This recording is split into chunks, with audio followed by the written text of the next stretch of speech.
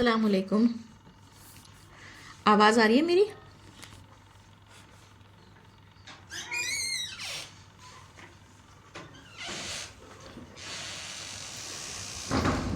میری آواز آ رہی ہے؟ کوئی چیٹ پہ میسج کر کے بتا دیں تو.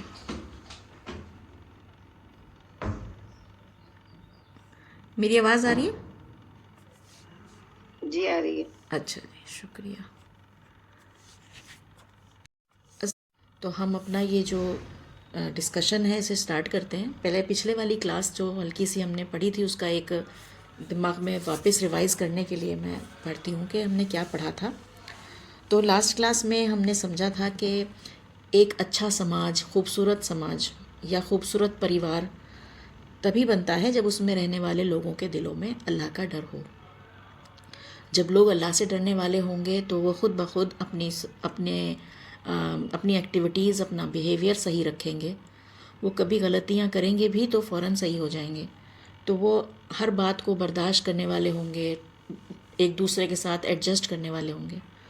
تو یہ بات ہمیں سمجھ میں آئی تھی کہ ہماری چاہے نیت ہو کہ ہم سماج کو اچھا کرنا چاہتے ہیں، لیکن اگر ہماری سوچ صحیح نہ ہو، ہم اللہ کو نہیں مانتے ہوں یا اللہ سے نہ ڈرتے ہوں، تو ہم کبھی بھی اچھا سماج یا اچھا پریوار نہیں بنا سکتے ہیں. تو یہ بات تو سمجھ آ رہی تھی ان ساری باتوں سے جو احکام ہم نے پچھلے ہفتے پڑھے تھے. جب انسان اس احساس کے ساتھ جیتا ہے کہ میں جو کر رہا ہوں اللہ کے لیے کر رہا ہوں اور مجھے کسی اور سے کوئی ایکسپیکٹیشن یا کوئی امید نہیں ہے، تو پھر وہ اس کے دل میں نہ تو مایوسی ہوتی ہے، نہ شکایت آتی ہے کسی کے خلاف، اور وہ اپنا اچھا ہی کرتا چلا جاتا ہے. وہ اپنے بارے میں نہیں سوچتا، پھر یہ سوچتا ہے کہ آخرت میں مجھے اس کا بھلا مل جائے جو بھی میں کر رہا ہوں. اس کے دل میں جہنم کا اتنا زیادہ ڈر ہوتا ہے کہ وہ اس کے لیے ہر چیز کو برداشت کر لیتا ہے کہ چلو کوئی نہیں، بس جہنم سے بچ جاؤں میں کسی بھی طرح. اور ایسے ہی اسے جنت کا بھی اتنا زیادہ شوق ہوتا ہے کہ وہ اس کی ہر قیمت دینے کو تیار ہوتا ہے کہ کوئی بات نہیں، میں دوسرے کی غلطی کو بھی معاف کر دوں گا، میں دوسرے کی بری بیہیویئر کو بھی معاف کر دوں گا، کیونکہ میں سب کچھ برداشت کر لوں گا، بس ایسا نہ ہو کہ مجھ سے جنت چھوٹ جائے، کسی وجہ سے مجھ سے غلطی ہو جائے. تو اللہ سے ڈرنے والے لوگ ایسے محتاط ہوتے ہیں اور ان کے ساتھ جو بھی معاملہ ہوتا ہے وہ بھلے طریقے سے اسے پورا کرتے ہیں. تو اس سے یہ بھی سمجھ میں آ رہا ہے کہ عام طور پہ جب ہم لوگ دیکھتے ہیں کہ لوگ سماج کو سدھارنا چاہتے ہیں، سوشل ورک کے لیے اٹھتے ہیں، تو وہ کیا کرتے ہیں کہ وہ الٹی لڑائی لڑتے ہیں. وہ پہلے چاہتے ہیں کہ سسٹم کو بنائیں، کچھ سسٹم سے لڑیں، کہیں کہ نہیں سسٹم میں کوئی رول ہونا چاہیے، عورتوں کی بھلائی کے لیے کوئی رول ہونا چاہیے، یا پھر کسی کی بھی غریب کی بھلائی کے لیے کوئی رول ہونا چاہیے، تب سب کچھ صحیح ہو جائے گا. لیکن جب یہ رول بن جاتا ہے تو دیکھنے میں کیا آتا ہے کہ لوگ جو ہیں اس رول کو بچنے کے لیے بھی بہت سارے راستے نکال لیتے ہیں، کیونکہ وہ خود بخود اللہ سے ڈرنے والے نہیں ہوتے نا، وہ صرف دنیا کے لیے کر رہے ہوتے ہیں ہر کچھ. تو یہ بات تب سمجھ میں آتی ہے زیادہ اچھی کہ جب ہمیں سوشل ریفارم کرنا ہو تو سب سے پہلا کام کرنے کا یہ ہے کہ ہمیں لوگوں کی سوچ سدھارنی ہے، ان کو اللہ کے بارے میں بتانا ہے، ان کو اللہ سے ڈر سکھانا ہے. اچھا، یہاں پہ مجھ سے ایک سوال بھی آیا تھا، کسی نے پوچھا تھا پرسوں کہ یہ ڈر بہت ہی نیگیٹو چیز ہے، ڈر کیوں اللہ تعالیٰ چاہتا ہے اپنا کرانا؟ ڈر تو بہت ہی نیگیٹو سی بات ہے، کیوں ہم ڈریں اللہ سے؟ تو اس کے لیے میں یہ بتاؤں سب سے پہلے تو کہ انسان کے اندر جو سب سے اسٹرانگ ایموشن ہیں، جو سب سے اسٹرانگ جذبات ہیں، وہ دو ہیں. ایک تو ہے محبت اور ایک ڈر. ان دو کی وجہ سے یہ انسان کچھ کرتا ہے. ڈر تو محبت سے کچھ کرتا ہے، اپنے آپ کو صحیح راستے پہ لاتا ہے، یا پھر ڈر سے کرتا ہے. لیکن میجورٹی انسان ایسے ہیں جو کہ محبت کا مس یوز ہی کرتے ہیں، اس کو لینینسی کو وہ سمجھتے ہیں کہ یہ تو لینینٹ ہیں تو کوئی بات نہیں، چلو ایسے کر لو تب بھی معاف کر دیں گے. میجورٹی انسان بہت ہی نیک اور خدا والے انسان ہوتے ہیں جو اللہ کی محبت میں اپنے آپ کو صحیح رکھتے ہیں. لیکن زیادہ تر جو انسان ہوتے ہیں وہ شیطان کے بہکاوے میں آ جاتے ہیں، اور شیطان انہیں کہتا ہے کوئی بات نہیں، اللہ معاف کرے گا، تھوڑی بہت غلطی کر سکتے ہو، کوئی بات نہیں ایسے، اور پھر وہ غلطیوں میں بڑھتے چلے جاتے ہیں. تو میں نے اس چیز کو جانا کیسے، ایک میں نے شاید پہلے بھی شیئر کی تھی یہ بات، ایک ڈاکیومنٹری تھی، نیٹ فلکس پہ ہے، ابھی بھی دیکھ سکتے ہیں آپ. تو اس میں ایک ٹرو سٹوری تھی ایک عورت کی جس نے کہ 8-7 لوگوں کو گھر کے مرڈر کر دیا تھا، اور انہوں نے زہر پلا کر. اور بعد میں جب اس کی ایک رشتہ دار نے اس سے پوچھا کہ تمہیں جب وہ جیل میں تھی تو اس نے اس سے پوچھا کیا تمہیں ڈر نہیں لگتا کہ خدا کے پاس جاؤ گی تو خدا کیا کہے گا؟ تو اس عورت نے یہ کہا کہ خدا تو بہت مہربان ہے، وہ تو مجھے معاف کر دے گا، وہ بہت کائنڈ ہے۔ تو کرسچن تھی وہ لیڈی، کرسچن، آپ کو پتہ ہوگا بائبل میں بھی بہت زیادہ رحمان اور مرسیفل گاڈ کے بارے میں بات کی جاتی ہے۔ تو اس نے اس بات سے اپنے آپ کو تسلی دے رکھی تھی کہ اللہ اسے معاف کر دیں گے یا خدا اسے معاف کر دے گا۔ تو مجھے یہ لگتا ہے کہ محبت کو بہت سارے لوگ مس یوز کر دیتے ہیں، اس کو اس طرح سے لیتے ہیں کہ اس سے بے پرواہ ہو جاتے ہیں۔ جیسے کہ پیرنٹس ہیں، وہ اپنے بچوں سے محبت کرتے ہیں لیکن ہمیشہ ان کو دھمکانا بھی پڑتا ہے، وارننگ بھی دینی پڑتی ہے، ڈانٹنا بھی پڑتا ہے، غصہ بھی ہونا پڑتا ہے۔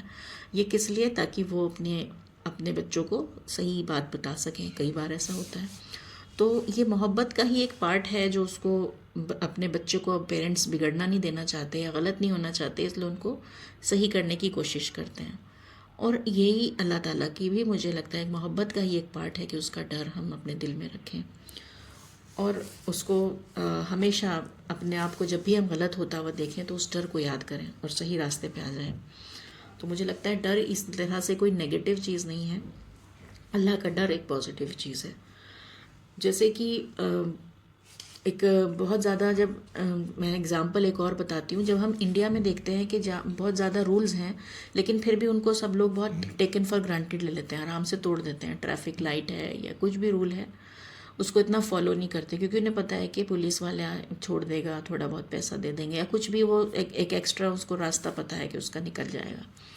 لیکن اور ملکوں میں مثلاً مڈل ایسٹ میں وہاں پہ بہت زیادہ سختی ہوتی ہے، تو وہی بندہ جو یہاں پر آرام سے ٹریفک رولز کو توڑ سکتا تھا، وہاں پر وہ اس کے لیے بہت سجگ ہو جاتا ہے، کانشیس ہو جاتا ہے، وہ نہیں توڑتا۔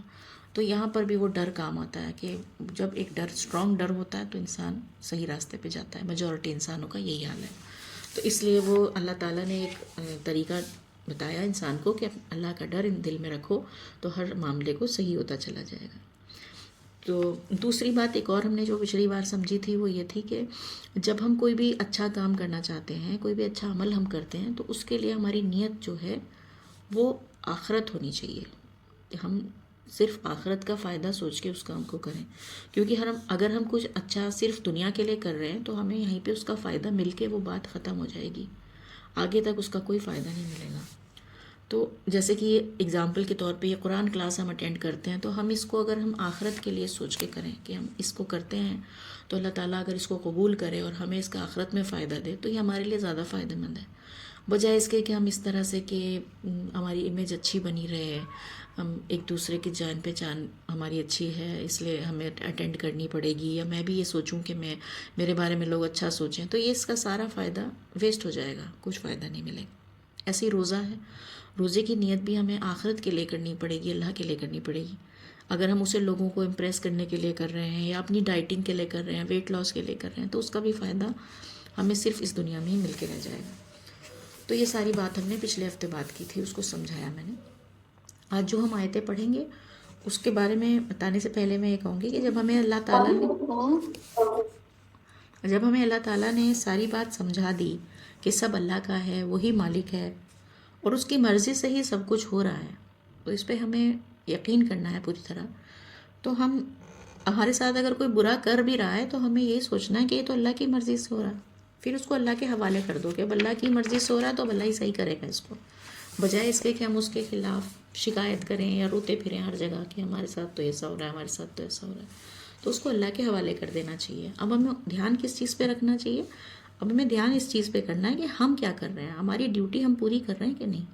چلو جو دوسرے کر رہے ہیں وہ تو اللہ نے کروایا ان سے، اللہ کی مرضی سے کر رہے ہیں وہ، ہم جو کر رہے ہیں ہم کیا کر رہے ہیں اس پہ ہمارا فوکس ہونا چاہیے۔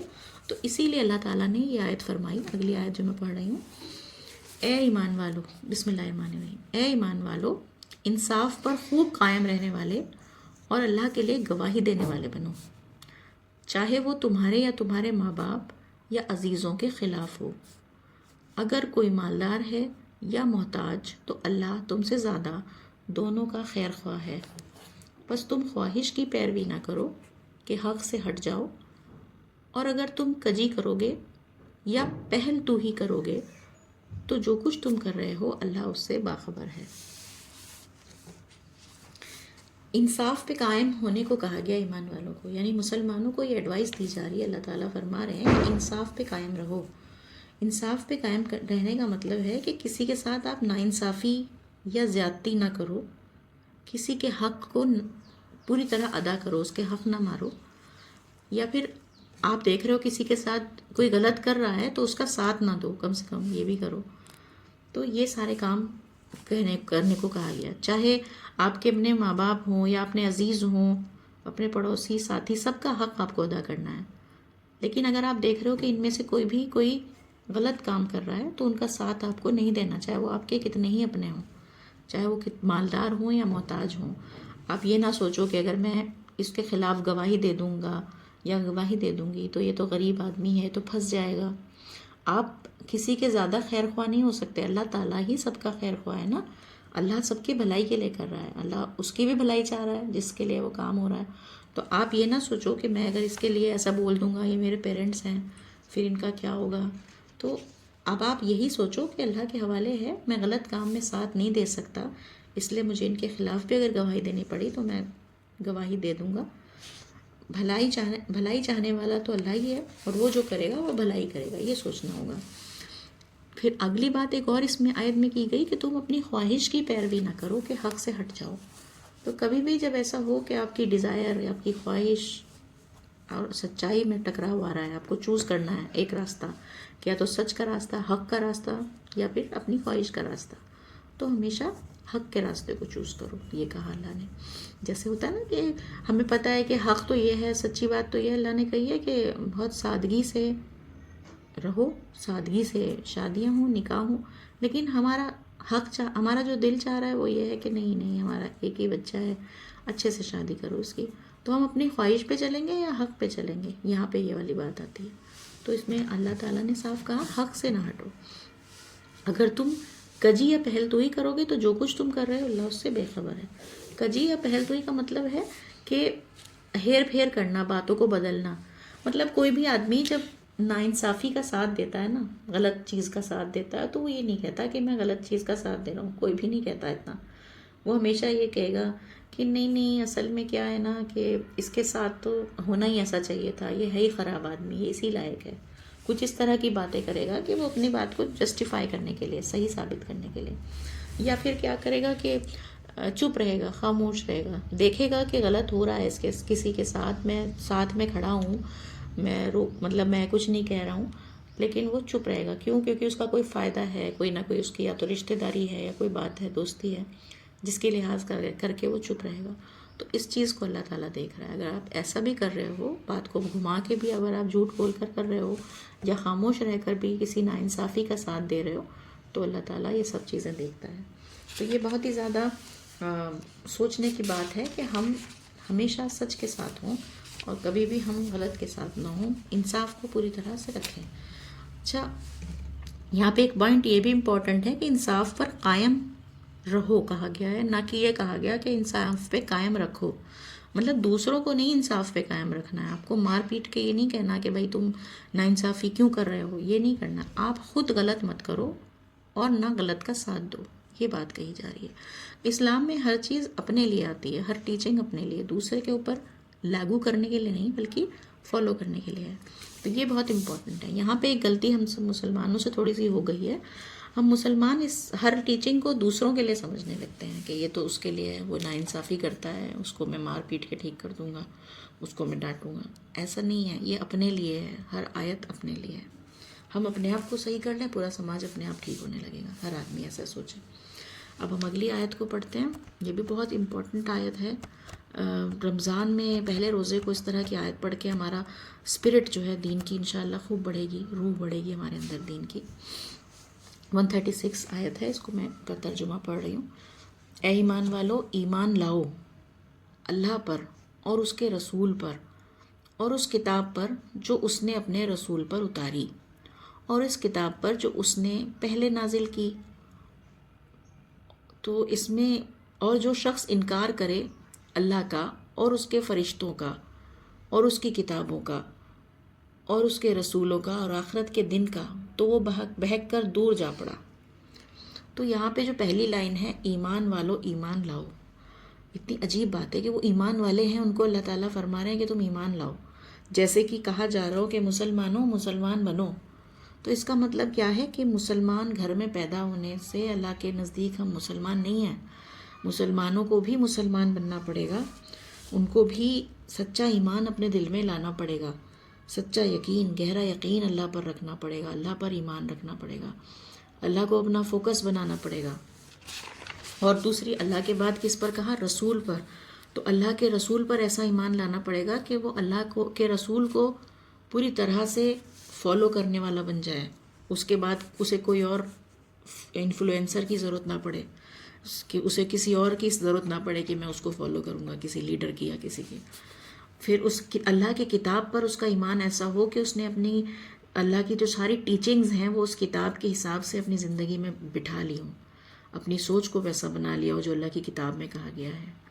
اور اس کو فرشتوں پر اتنا یقین ہو کہ اسے ہر وقت یہ لگتا ہو کہ فرشتے اس کے آس پاس کھڑے ہیں، جیسا کہ ہم سب جانتے ہیں کہ ہمارے دونوں طرف ایک ایک فرشتہ کھڑا ہے جو ہمارے ہر عمل کو ہر وقت ریکارڈ کر رہا ہے.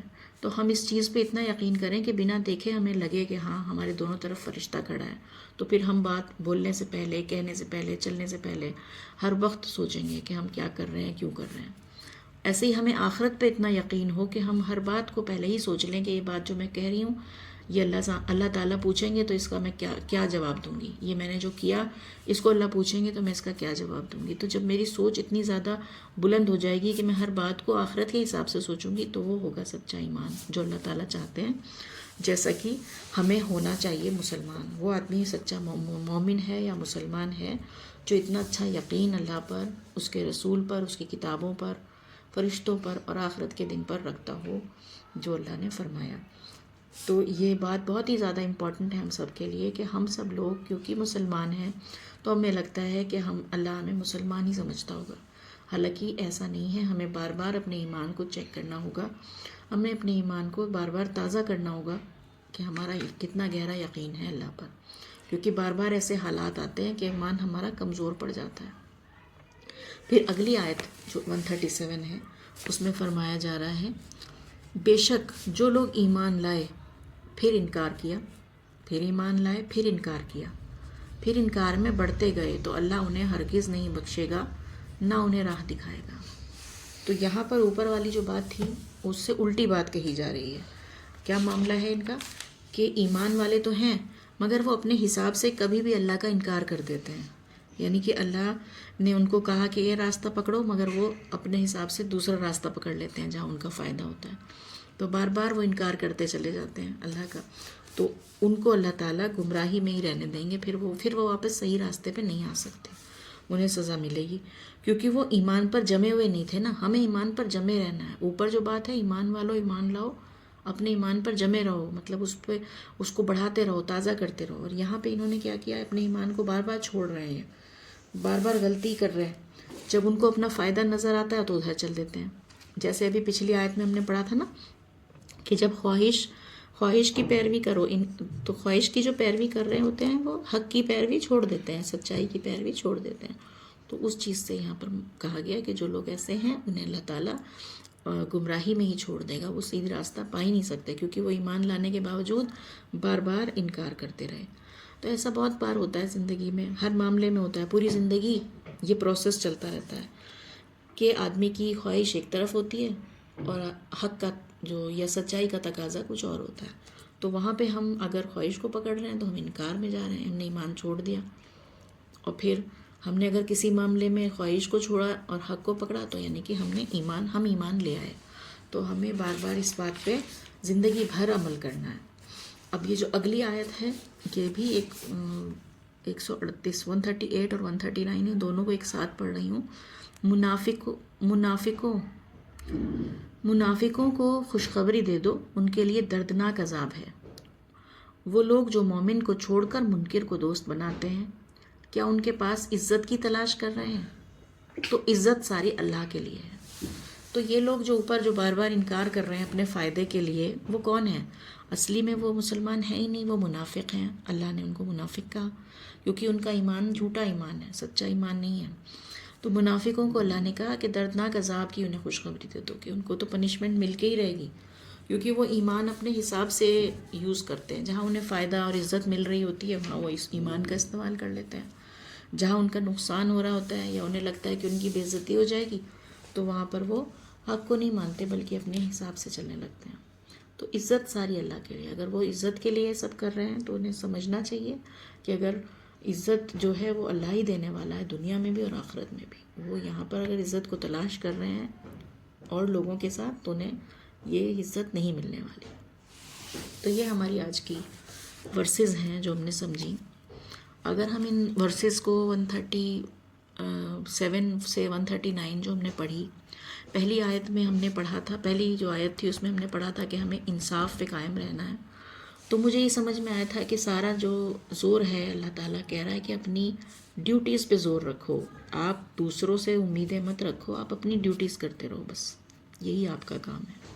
آج صبح ہی میں نے ایک سورت پڑھی، سورہ مطففین.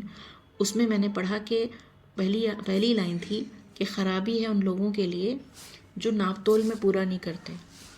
ناپ تول میں پورا نہیں کرتے مطلب دوسروں سے لینا تو چاہتے ہیں پورا کہ بھئی جتنا میں نے پیسہ دیا اتنے پیسے کا سامان آئے، لیکن اپنے لیے جب وہ دینے کا نمبر آتا ہے تو وہ کمی کرنا چاہتے ہیں.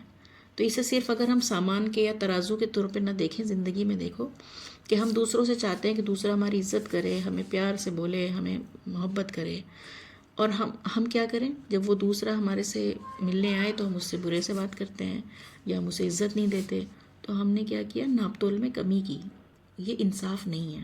تو ہمیں اپنی ڈیوٹیز پہ دھیان دینا ہے.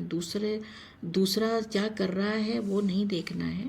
ہمیں جو ہم چاہتے ہیں کہ ہمارے لیے ہو وہی دوسروں کو دینا ہے. یہ بات تو ہمیں پہلے سمجھ میں آئی. اور حق سے کبھی نہیں ہٹنا، اپنی خواہشوں کے پیچھے نہیں چلنا. پھر اگلی آیتوں میں ہمیں یہ سمجھ میں آیا کہ ہم مسلمان تبھی ہوں گے جب اپنے ایمان پر جمے رہیں گے، اس کو تازہ کرتے رہیں گے. ایسا سچا ایمان ہمارا ہوگا کہ ہم اللہ کے بتائے راستے سے نہ ہٹیں. ہم بنا دیکھے فرشتوں پہ یقین کریں، ہم بنا دیکھے آخرت پہ یقین کریں. ایسا ہمارا سچا ایمان ہوگا تبھی ہم ایمان والے ہوں گے. اور اگر ہم بار بار اپنے فائدے کے حساب سے ایمان کا استعمال کریں گے تو ہم منافق ہیں، اور پھر ہمارے لیے ایک سزا ہے جو کہ اللہ تعالیٰ بتا چکے ہیں کہ پھر منافقوں کو سزا سے کوئی بچا نہیں سکتا. تو ہمیں اپنے لیے اپنا صحیح راستہ چننا ہے، ہمیں اپنے ایمان کو بار بار تازہ کرنا ہے. یہ ہماری آج کی ورسز ہیں. اسی کے ساتھ ہم اپنے رمضان کو شروع کریں گے تو انشاءاللہ پورا مہینہ اس سے ہی اسپرٹ کے ساتھ ہمارا گزرے گا. اس میں اگر کسی کو کچھ ایڈ کرنا ہو یا اس میں کچھ کمی محسوس ہو رہی ہو، میری بات سے سمجھ نہ آ رہا ہو تو پلیز بتائیں.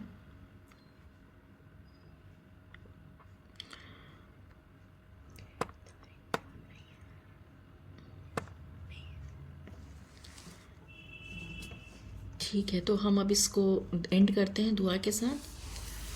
الحمدللہ رب العالمین الرحمن الرحیم مالک یوم الدین ایاک نعبد و ایاک نستعین اہدنا الصراط المستقیم صراط الذین انعمت علیہم غیر المغضوب علیہم ولا الضالین آمین. اے اللہ، یہ کلام جو ہم نے تیرا پڑھا اس کو قبول فرما لے. اللہ تعالیٰ یہ مہینہ رمضان کا مہینہ ہے. اللہ تعالیٰ اس مہینے میں قرآن نازل ہوا. یہ مہینہ قرآن کا مہینہ ہے. اس میں ہم قرآن کو پڑھیں اور اس کو سمجھیں تو ہماری سمجھ پوری طرح سے کھول دے، ہمارے دماغ کو پورا کھول دے، ہم تیرے میسج کو پوری طرح سمجھ پائیں کہ تو ہم سے کیا چاہتا ہے. یا اللہ، ہم پوری کوشش کر پائیں اس مہینے میں کہ اپنے آپ کو بدل سکیں، اپنی سوچ کو بدل سکیں، اور خدایا تیرے سے ڈرنے والے بن سکیں. یا اللہ، ہم اگر دنیا کے فائدے دیکھنے والے بنیں گے اور ہم دنیا کی عزت کے پیچھے بھاگیں گے تو واقعی ہم سے زیادہ گنہگار اور خطا کار کوئی نہیں ہوگا، ہم سے زیادہ گھاٹے والا کوئی نہیں ہوگا. یا اللہ، تو ہماری نیت کو آخرت والی نیت بنا. ہم ہر عمل کو آخرت کے لیے کرنا چاہتے ہیں. یا اللہ، ہم اپنے راستے کو صحیح کرنا چاہتے ہیں، ہم صحیح راستے پہ آنا چاہتے ہیں. یا اللہ، ہم اسی امید سے تیرے ساتھ بیٹھے ہیں قرآن کو لے کر. یا اللہ، تو ہمارے ذہنوں کو کھول اور ہماری زندگیوں میں اس قرآن کی ٹیچنگز کو اپلائی کرنے والا بنا دے. اللہ، ہم عمل کرنے والے بن جائیں، ہماری کمیوں کو درگزر کر دے. یا اللہ، ہمیں نیک راستے پہ لا دے. اللہ تعالیٰ، ہم وہی ہیں جو بار بار ایمان لاتے ہیں اور پھر انکار کرتے ہیں، پھر ایمان لاتے ہیں، پھر انکار کرتے ہیں. یا اللہ، ہمیں اب اس راستے سے ہٹا دے. ہمیں ایمان والوں کے راستے پہ ڈال دے، ہم سچے مومن بن جائیں۔ یا اللہ ہماری کوششوں کو قبول کر لے۔ ربنا آتنا فی الدنیا حسنہ وفی الآخرۃ حسنہ وقنا عذاب النار۔ آمین۔ جزاک اللہ۔ اب ہم اگلے ہفتے انشاءاللہ اس کو پھر کنٹینیو کریں گے اگلے ورسز کے ساتھ۔ جزاک اللہ۔